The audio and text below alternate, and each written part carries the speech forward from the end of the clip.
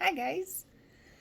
I was in a bit of a bad mood in my last video, and I'm sorry for that, but I wanted to get on today. I'm feeling a little better and um, just give some practical advice that I've found really helpful through my journey so far. The first thing I wanted to talk about is dealing with insurance companies. And I'm thinking of this because I just got a letter from my insurance company telling me that they will not cover my infusions. You know, the ones that seem to be making my tumor shrink, the ones that are possibly keeping me alive. They decided that they don't want to cover it.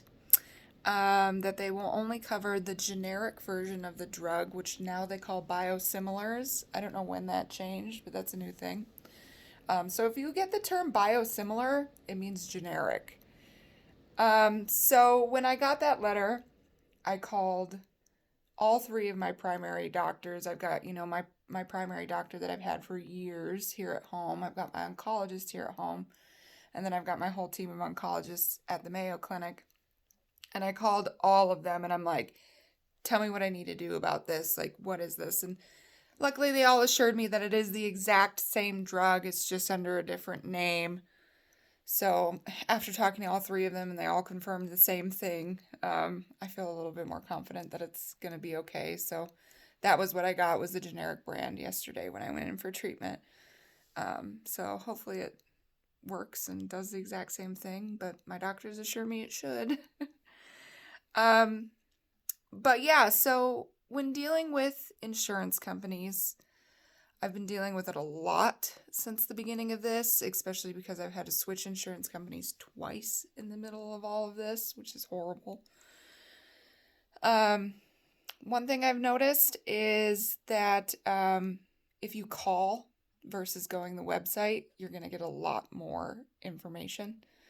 Um, I kind of feel like an old person, like waiting on the phone, because anymore it's like you always go online. You can find everything online. And I used to give people a hard time about that, like, oh, just go to their website. It's right on their website. But now I'm like, nope. If I have a ton of questions, I'm going to call and talk to a real person. And yeah, when you talk to a real person, sometimes you have to push a little. Now, I'm never mean to people on the phone or in real life, really, um, because I've been in customer service throughout my life and I know how terrible that can be. But I will ask to speak to a manager, speak to someone higher up. I actually had an insurance specialist contact me at one point. Somebody hooked me up with him, and he straight told me, he's like, listen, he's like, insurance companies are going to give you a hard time. They don't want you to receive treatment at the Mayo Clinic because it's not in your home state. They want you to go somewhere in your home state. They're going to give you a hard time. They're going to try to deny things. But if you push, they will cover things that they say they won't. And so I have dealt with that quite a bit during this journey. I've had to contact my different insurance companies I've had and just let them know, like he told me, he's like, they said, we don't want you to get treated at the Mayo Clinic because it's not in your home state. And I said, well, my local oncologist referred me to the Mayo Clinic. And that was like the magic words, I guess, because they were like, oh, your local oncologist referred you. Okay, then you can go. And it was like as simple as that. They tried to give me such a hard time about it. And then as soon as I talked to a real person and just like explained to them exactly what was going on, they accepted it and they covered it and worked with me. And so, yeah, if insurance companies are giving you a hard time, call, talk to a real person, ask to talk to a higher up, and just see what they can do. Push a little bit. Don't be mean. I'm not telling anybody to be mean, but push a little bit. Like I said, advocate for yourself. Yeah, so the next thing that I have advice for is, I don't know about everybody, but I'm assuming it's similar with everybody. If you have cancer, you take a lot of pills. So my next piece of advice is get a pill organizer. I have 3 of this style. I know that they make bigger, fancier ones. This was like 99 cents at the drugstore, so I got 3 of them. And the reason I got 3 of them is because I take pills at 3 different times of the day. These are my morning pills. They're the most I take. And then I have my midday pills and then my nighttime pills. And so I got 3 of them.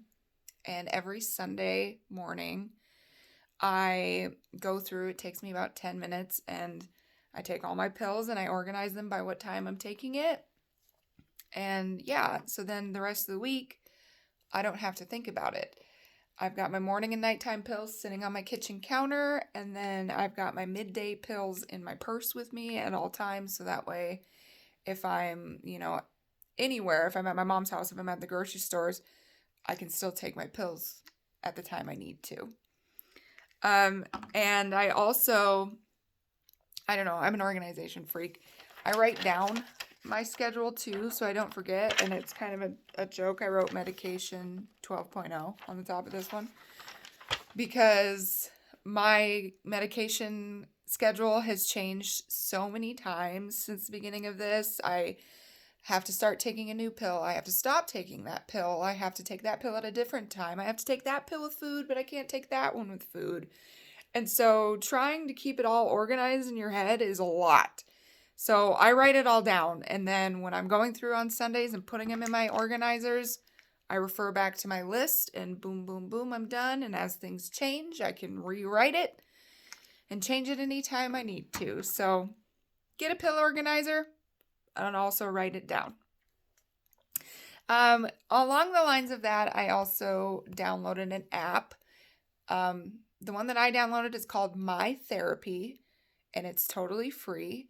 And that's where you go in and you type in exactly the medications you're taking and at what time. And a little alarm goes off on my phone at 8 a.m., 2 p.m., and 8 p.m., letting me know that it's time to take my medication. So it's got its own little dee-doo, dee-doo. And so whenever I hear that, I'm like, oh, it's 2 o'clock, time to take my pills. And you can set different settings on it to where, like, for the really, really important pills, like it'll continue to go off in like 10-minute intervals or something until you take it and say that you confirm that you took it. And that app is really helpful because, like I said, sometimes you're running around and you're busy and you don't realize that it's time for you to take your medication. Well, we've all got our phones on us all the time. So when it goes off, I know it's time to take my pills. And I do not confirm that I've taken those pills until I have actually taken them. Because there are times when I'm really busy and then I'll look at it like 45 minutes later and I'll see that it's still there on my phone and I'm like, oh my gosh, I haven't taken my pills yet. I was in the middle of something and thought, oh yeah, I'll take my pills in a couple minutes when I'm done talking to this person or whatever, and then you forget. So yeah, so the app's called My Therapy, and that's the one that I use, and I know that there are a lot out there, but that one's free, and I think it's super easy to use. So, and it also has actually, it can keep track of how many pills you have left and warn you when it's time to get more. So, yeah, there's a lot of options out there that are pretty cool for that kind of thing. The next piece of advice that I have is have a schedule. For me, like I've said, they put me on disability, so now I'm not working, which is incredibly weird for me. I'm the type of person who needs structure and needs a schedule a bit and enjoys that. And so I have my little blank dotted notebook that I take with me everywhere. It lives in my purse with a little pen attached to it, and I write everything down in it.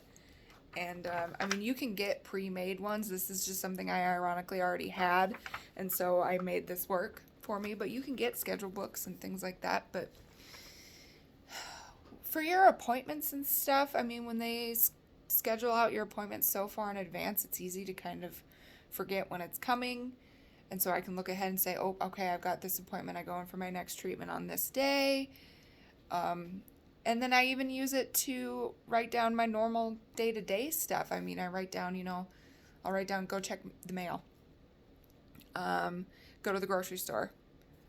Go to whatever. And I write down fun things that I'm going to do. And I actually label them differently. I do to-dos with a dot. And I do fun things with a heart. Because I'm a girl. And so I'll put down, go to mom's house, or call so and so tomorrow, and yeah, so I write everything down, and it just makes it so much easier for me to keep track of everything, because when you have so much going on, it's hard to keep track of everything. So writing it down right off the bat just makes it way easier. The next piece of advice I have is another app, and it's called Abridge. And this was actually suggested to me by my brother's wife, that she has used. What it is it's a recording app that is designed to record medical visits. And so when I go in, I will ask permission of whoever I'm talking to, the doctor or the nurse, if it's okay if I record them, and they always say yes. So I'll pull out the app, I'll hit record, I'll set my phone right next to where we're talking, and so the whole time they're explaining all of these things to me, like why we're switching your drugs, why we're doing this treatment, what we think this means, blah, blah, blah, all that information that's coming at you at one time. It is really nice to then have it recorded so you can go back to it later and remember what was said. It also has a feature where it hears the words it's saying and will define certain words for you. If there's like medical terms or a medication, it will actually define the medical term for you right there in the app. It'll say, oh, this word means this. So that's really cool, I think. It's called Abridge. Again, totally free, easy to use. I've used it quite a bit through this journey, and it's really nice too, because it saves my doctor's time, for me to not be messaging like, wait a minute, what did we talk about during our appointment? What did you say about this thing? Can I do this? Because then I can just go back and listen to my whole appointment and get some new information. So yeah. Let's see. My next piece of advice is, speaking of doctors, is whenever you go into a center, I've noticed in all the different places I've been that a lot of them are starting to do this right off the bat, but if they don't, ask to speak to a social worker. The social workers at the different clinics I've been to have been so helpful. First of all, they're kind of like therapists, and they'll tell you that. Like, you can talk to us about the emotional stuff. So I have cried to multiple social workers and, everything like that. But they're incredibly helpful in so many different ways. Like my insurance questions I had, the social worker at the Mayo Clinic hooked me up with an insurance specialist. Questions about financial assistance, they were able to hook me up with the people I needed to talk to for that. Questions about medications, anything, any questions you have, these social workers, if they can't answer them, can get you in touch with the right people. Looking for support groups. They gave me a list of support groups. Looking for anything that you think seems weird to ask your primary doctor, ask the social worker, because they'll be able to get you to who you need to talk to, or they'll be able to answer it themselves. So they're incredibly helpful to have. And like I said, a lot of clinics I've been to, they're starting to hook you up with a social worker like immediately. But some of them aren't. So yeah, I think every hospital has one, or a team of them. So if they don't hook you up immediately with a social worker, ask to talk to one. Ask to get hooked up with one, because they are way more helpful than I ever imagined that they could be. The next piece of practical advice that I have is to food prep.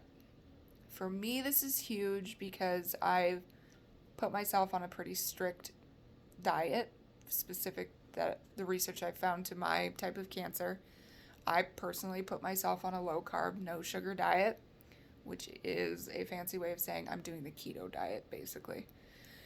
And it kind of sucks, but you know what? If it means that I'm going to live longer because I'm not eating as many carbs and no sugar, I'm going to do it. So for me, food prep is huge. Like I said, I go grocery shopping usually on Sundays or Mondays, and I will make a meal plan for the week. And I usually go through and I make what's easiest for me is to food prep my breakfast in particular because in the morning I'm not really feeling it. But I have to eat before I take my pills. So I food prep my breakfast at the beginning of the week. And then I usually food prep a lot of my dinners. I do a lot of the pre chopping, things like that. So it's ready to go.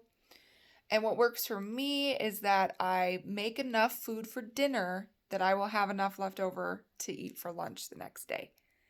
Because that is just so much easier than worrying about a whole nother thing, a whole nother meal to prep and make. I just make a little bit of extra and then I know that the next day I'll have lunch. So, with my special diet, I obviously eat a little bit different than my husband does. He eats breakfast and lunch at work, and so I don't worry about what he's eating for that. But for dinner, I will always make something that is keto for dinner, but then I will make like a side of rice for him or something that I know that's going to be more filling for him. So if you are the primary food maker in your house, there are ways to work around a special diet for the rest of your loved ones. Make yourself food and then just add a little bit of something extra for the rest of them. Because in reality, a lot of the diet food is pretty good, really. And I don't know that your family's really going to complain that much about eating good food and eating real food and, vegetables and things like that. Just work around what you have. And yeah. So that's about all I've got right now for practical advice. That's all I can think of. So if anybody has any more practical advice, comment below because we're here to help each other. We're here to share our experiences with each other and show each other that we're not alone and we're working together. So have a good day, everybody. Bye.